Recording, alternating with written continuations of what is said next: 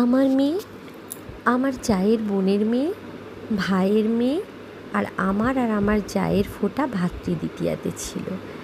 এই যে দেখছো আমার ভাইয়ের মেয়ে, ও ফোঁটা দেওয়ার সময় এত সুন্দর দুটো লাইন আমাদেরকে শেষের দিকে বলল, আমরা শুনে সত্যি মুগ্ধ হয়ে গেছিলাম।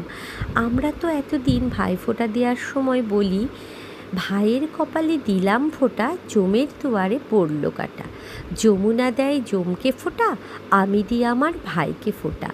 ও আরও দুটো লাইন বলল, আমার সবকটা মনে নেই, হয়তো দু তিনটেই বলেছিল।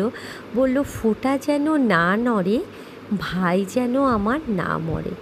সত্যি ঈশ্বরের কাছে একটাই প্রার্থনা, সকল ভাই বোন যেন এভাবেই একসঙ্গে যুক্ত হয়ে থাকে, একসঙ্গে থাকে।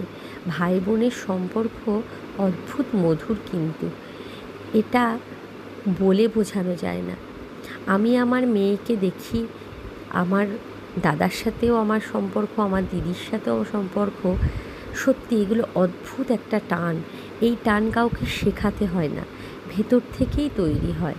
তো আমার মেয়ে তার দুই দাদুকে ফোঁটা দিল, এটাও একটা বড় আনন্দের।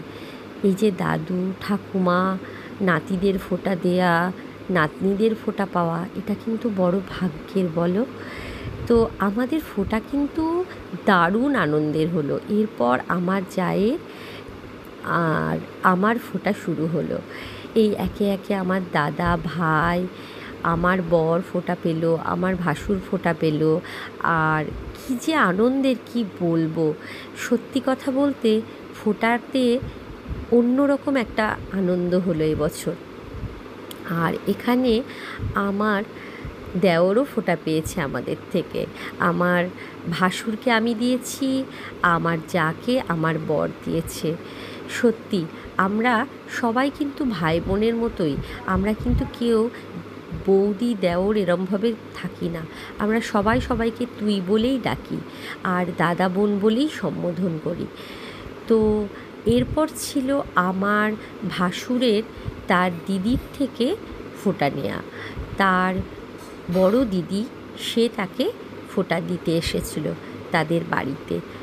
আর তার সঙ্গে ছিল জমিয়ে খাওয়া দাওয়া, কিন্তু হাসি ঠাট্টা, গাল গপ্পে, আনন্দে কখন যে এত রাত হয়ে গেছে আমরা বুঝতেই পারিনি। এই দেখো, আমি লাস্ট পাতে ভিডিও করছি, আমার মনেই নেই যে খাবারের কোনো ভিডিও করতে হবে। পাতে ছিল ফিশ ফ্রাই, প্রথম পাতে কাসন্দি, রাইস, স্যালাড, মাটন, চাটনি আমের, দই, মিষ্টি, পান। আমি কিছুই ভিডিও নিইনি। তো ভালো থেকো সবাই।